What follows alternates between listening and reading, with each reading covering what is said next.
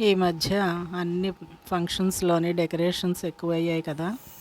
తిరగలికి, రోలుకి అన్నిటికీ చేస్తున్నారు.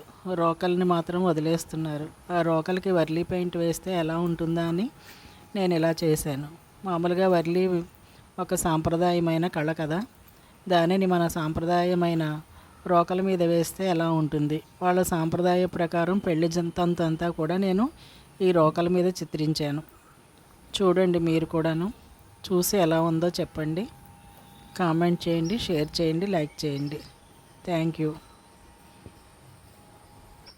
అరేరే, మా రోకలకి ఎంత కులుకొచ్చిందో చూడండి.